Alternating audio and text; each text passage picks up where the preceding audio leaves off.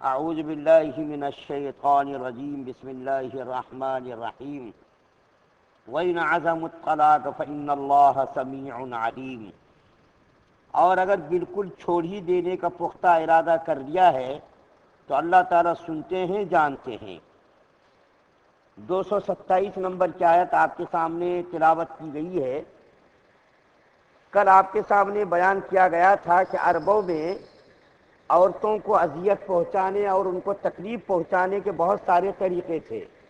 ان میں سے ایک طریقہ یہ تھا کہ جب ان سے ناراض ہوتا تھا شوہر تو ان سے ایلا کر لیتے تھے، اور ایلا کی کوئی مدت متعین نہیں کرتے تھے، کوئی اس کی تعین نہیں ہوتی تھی، بس ایلا کر لیتے تھے، میں تمہارے پاس خدا کی قسم نہیں جاؤں گا، قسم کھا لیتے تھے، بس اس کو لٹکا دیتے تھے بیچ میں، اس کے ساتھ اس کے جو حقوق ہیں ان حقوق کو بھی ادا نہیں کرتے تھے، ان کے ساتھ ملتے بھی نہیں تھے اور اس کو چھوڑتے بھی نہیں تھے، جس کی وجہ سے وہ بیچاری بیچ میں لٹک جاتی تھی، نہ تو نکاح کر سکتی تھی اور نہ تو اس کے ساتھ رہتی تھی۔ مطلب یہ کہ نہ تو جیتی تھی اور نہ مرتی تھی، بس موت اور زندگی کے درمیان میں لٹکی رہتی تھی۔ اس کے علاوہ بھی دوسرے جتنے مشہور مذاہب ہیں، عیسائیت ہے، یہودیت ہے، ہندوازم ہے اور بدھ مذہب ہے، ان تمام مذاہب کے اندر عورتوں کی کوئی عزت، کوئی وقار، کوئی احترام نہیں تھا۔ اس لیے میں نے یہ آیت کریمہ آج پڑھی، کل یہ سب بات نہیں آئی تھی، ایک نئی بات آپ کے علم میں آئے گی کہ ہندوستان کے اندر خاص طور پر ہندوازم اور دنیا کے اندر جو بڑے بڑے مذاہب ہیں، عیسائیت، یہودیت، بدھ مذہب، ہندوازم، یہ تمام مذاہب کے اندر عورتوں کی کوئی قیمت، کوئی قدر و عزت نہیں تھی۔ یہودیوں کے یہاں تو یہ تھا کہ ذرا سی بات پر عورتوں کو طلاق لکھ کر کے اس کے ہاتھ میں تھما دیتے تھے، معمولی باتوں پر ان کو چھوڑ دیتے تھے، اس کو طلاق دے دیتے تھے، ذرا سی غلطی ہو گئی، ذرا سی ناراضگی ہو گئی، اس کی طبیعت کے خلاف کوئی بات ہو گئی، فوراً طلاق نامہ لکھ کر کے اس کے حوالے کر دیا کہ تم کو طلاق۔ اس کے علاوہ عیسائی مذہب جو تھا، عیسائی مذہب میں طلاق کی کوئی گنجائش نہیں تھی، عیسائی مذہب میں طلاق کی کوئی گنجائش نہیں تھی، کسی صورت میں بھی اس کو چھوڑنے کا کوئی اس کے یہاں دستور نہیں تھا۔ اگر شوہر مر گیا تو شوہر کے مرنے کے بعد ہی اس کی جدائی ہوتی تھی۔ اسی کے اندر ایک فرقہ ہے رومن کیتھولک کے یہاں تو کسی صورت میں بھی طلاق کا رواج نہیں تھا، ناجائز طلاق تھی ان کے یہاں۔ لیکن اسلام آنے کے صدیوں بعد ایک فرقہ اسی کے اندر پیدا ہوا جس کو پروٹسٹ کہا جاتا ہے۔ عیسائیوں کے اندر ایک فرقہ پیدا ہوا جس کو پروٹسٹ کہا جاتا ہے۔ اس پروٹسٹ کے اندر بعد میں طلاق کا قانون بنا، اس شرط پر کہ عورت سے زناکاری کا ارتکاب ہو جائے۔ اگر عورت نے زناکاری کر لی تو زناکاری کی صورت میں عورت کو طلاق دینے کا ان کے یہاں اختیار تھا۔ اس کے علاوہ کسی صورت میں بھی ان کے یہاں طلاق کا رواج نہیں تھا، دستور نہیں تھا۔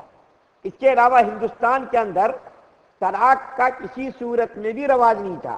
یہ ہندو کے یہاں بھی بہت سارے فرقے، بہت سارے اس کے اندر بھی فرقے ہیں، ان فرقوں میں طلاق کا کوئی رواج نہیں تھا۔ خاص طور پر بڑی ذات کے لوگوں میں اگر آج صبح نکاح ہوا، شام کو شوہر مر گیا، 16 سال کی نوجوان لڑکی پوری زندگی بس گویا کہ اس کو دفن کر دیا گیا، درگور کرنے کے معنی اس کو بس چھوڑ دیا جاتا تھا، اور اس کے علاوہ اس کو منحوس سمجھا جاتا تھا، اور اس کو جو ہے برا سمجھا جاتا تھا، تیرے آنے کی وجہ سے میرا بیٹا، میرا بھائی، میرا جو ہے رشتہ دار مر گیا۔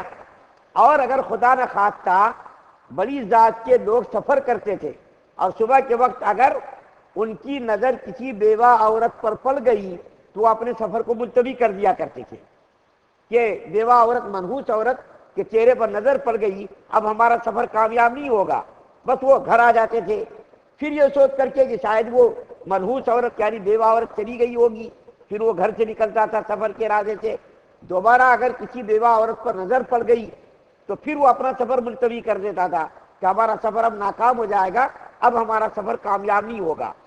بہت ساری عورتیں تو اپنے شوہر کی چتا پر ستی ہو جاتی تھی۔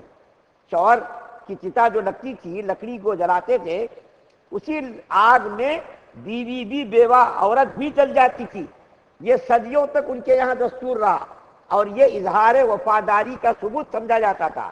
یعنی وہ وفادار عورت ہے، وہ جیے گی تو پتہ نہیں کیا کرے گی، اسے کسی برائی کا ارتکاب ہوگا یا سماج معاشرہ اس کو جینے نہیں دے گا. تو وہ عورت یا تو مجبور ہو کر کے شوہر کی چتا پر خود اپنے آپ کو جلا دیتی تھی، یا تو سماج کے ٹھیکیدار ہی اس کو جلا دیتے تھے. ایسی منحوس عورت کو جینے کا زمین پر کوئی حق نہیں ہے. تو ہندو سماج کے اندر بھی عورتوں پر بڑا ظلم اور بڑا تشدد ہوتا تھا.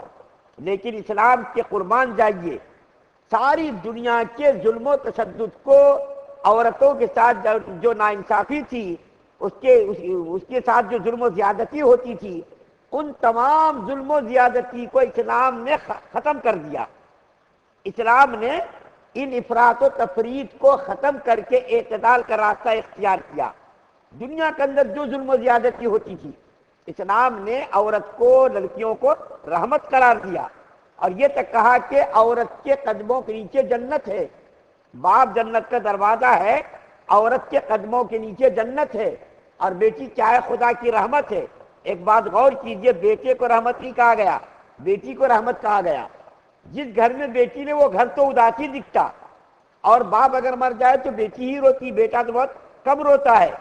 اس لیے بیٹی کو شریعت نے، ہمارے نبی صلی اللہ علیہ وسلم نے خدا کی رحمت قرار دیا اور فرمایا کہ جس آدمی کے گھر میں کچھ بیٹیاں ہوں، اس بیٹی کی اچھی تعلیم و تربیت کر کے، پڑھا کر، لکھا کر اس کی شادی اگر کر دے تو پھر ہمارے نبی صلی اللہ علیہ وسلم نے فرمایا جنت کے اندر وہ اور میں اس طریقے سے ہوں گے. اس سے پہلے یتیموں کے بارے میں نے کہا تھا کہ جو آدمی یتیم کی پرورش کرے قیامت کے دن، اور جو یتیم کا مال اچھی طریقے سے اس کی حفاظت کرے، اس کو پالے پوسے، تو جنت کے اندر میں اور وہ دونوں اس طرح ہوں گے. جو آدمی اپنی بیٹی کی پرورش کرے، اس کو اچھا لکھائے، پڑھائے، اچھی جگہ اس کی شادی کر دے، تو ہمارا نبی صلی اللہ علیہ وسلم نے فرمایا وہ اور میں جنت میں ایسے ہوں گے قریب قریب. تو کچھ صحابی جو انہوں نے کہا یا رسول اللہ، اگر 2 بیٹی ہو، 3 بیٹی پر یہ بشارت، 2 بیٹی ہو 2 پر بھی یہ بشارت، کہ اگر 1 بیٹی ہو تو 1 پر بھی یہی بشارت ہے. تو بیٹی کی پرورش پر ہمارے نبی صلی اللہ علیہ وسلم نے وعدہ کیا کہ جنت کے اندر اس کو ٹھکانہ ملے گا، میں اور وہ قریب ہوں گے. کیوں؟ عربوں کے اندر بیواؤں کا کوئی احترام، کوئی عزت، اور ہندوستان کے اندر کوئی عزت، کوئی احترام نہیں. تو اس طریقے سے جو ہے یہ جو ناانصافی ہوتی تھی، تو شریعت نے بالکل اعتدال کا راستہ، درمیانی راستہ نکالا. کیا نکالا؟ کہ اگر میاں بیوی کے درمیان اتفاق نہ ہو، میاں بیوی کے ذہنوں میں جو ہے یکسانیت نہ ہو، اور دونوں کے مزاج کے اندر اتفاق پیدا نہ ہو، محبت پیدا نہ ہو، خلوص پیدا نہ ہو، یا بیوی جو ہے مردوں کو حقوق کو ادا نہ کرتی ہو، یا شوہر اپنی بیوی کے حقوق کو ادا نہ کرتا ہو،